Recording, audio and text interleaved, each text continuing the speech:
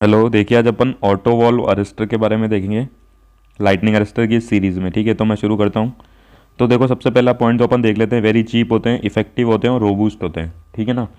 तो ये जो तीन कारण हैं, एक तो सस्ता है, इफेक्टिव है और रोबूस्ट है, तो ये क्या करते हैं, हाई वोल्टेज के लिए आजकल बहुत ज़्यादा एक्सटेंसिवली यूज हो रहे हैं। मतलब ज़्यादातर केस में यही यूज़ हो रहे हैं। और जैसे मैं कंपटीशन एग्जाम के पॉइंट ऑफ व्यू से आपको ये सारी थ्योरी बताता हूँ, तो याद रखना, ऑटो वाले अरेस्टर की सीधी टक्कर जो होती है ना, वो होती है इलेक्ट्रोलाइटिक टाइप अरेस्टर से। मतलब ये हमेशा उसको डोमिनेट करता है। आप इलेक्ट्रोलाइट अरेस्टर की जगह अगर ऑटो वाल अरेस्टर लगाओगे ना, तो ज़्यादा सही रहेगा। और इसी ने ही, ऑटो वाला अरेस्टर ने इलेक्ट्रोलाइट अरेस्टर को क्या करा है, सप्रेस किया है।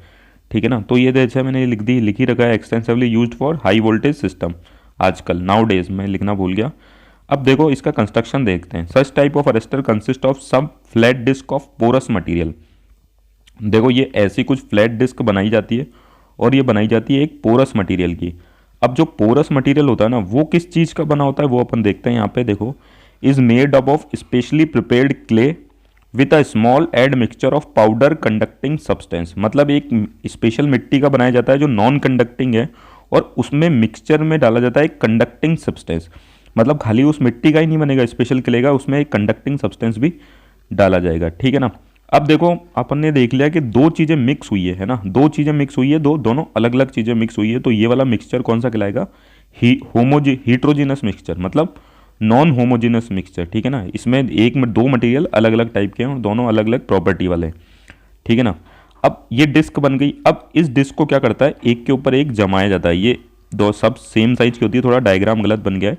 ठीक है ना। सेम साइज की डिस्क होती है, इनको स्टैक की तरह जमाया जाता है। स्टैक मतलब एक के ऊपर एक, और हर डिस्क के बाद एक ये लगाई जाती है थिन माइका की रिंग, ताकि वो इंसुलेशन प्रोवाइड करे। देखो, आप ये रेड कलर में देख रहे होंगे, जो ये डिस्क के बाद एक रिंग लगाई गई है माइका की, जो इसको इंसुलेशन प्रोवाइड, हर डिस्क को एक दूसरे से इंसुलेट करे। तो ये यही चीज़ मैंने लिख रखी है।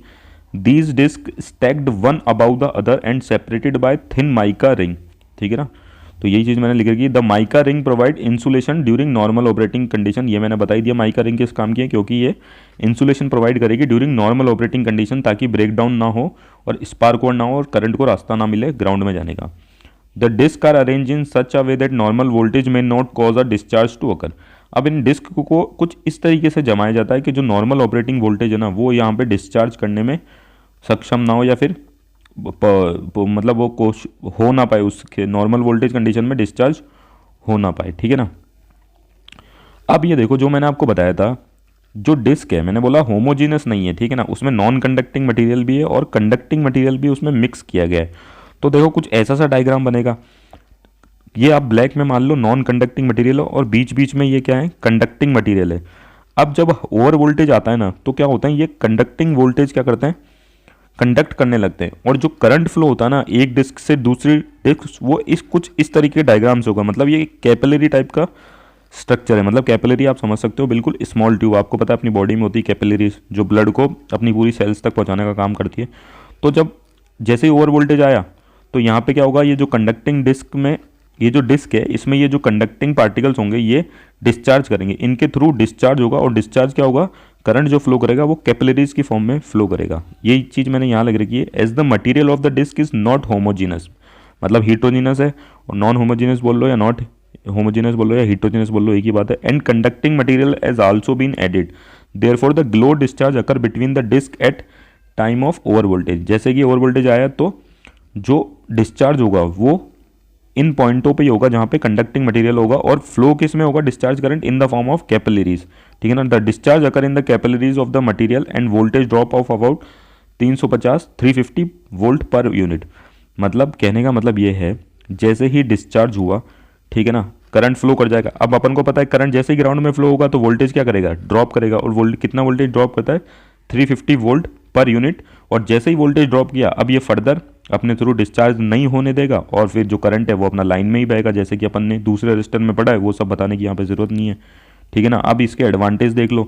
Initial cost and maintenance charges are lower and daily supervision is not required. जैसे कि अपने मैंने आपको पहले ही बताया, ये इलेक्ट्रोलाइटिक अरेस्टर को सप्रेस कर रहा है, तो इसकी जो इनिशियल कॉस्ट है वो कम है, मेंटेनेंस चार्जेस लो है, और डेली सुपरविजन नॉट रिक्वायर्ड है, जो सबसे बड़ी बात होती है।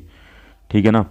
used for the protection of isolated transformer automatic substation where the installation of electrolytic arrestor not to be justified from the economic point of view, मतलब ये जो आइसोलेटेड ट्रांसफार्मर है या ऑटोमेटिक सब स्टेशन है वहाँ पे ज़्यादा काम में आता है, जहाँ पे अपन इलेक्ट्रोलाइटिक अरेस्टर नहीं लगा सकते क्योंकि जो कॉस्टिंग है वो ज़्यादा हो जाती है, ठीक है ना। तो ये था अपना ऑटो वाल्व अरेस्टर के बारे में।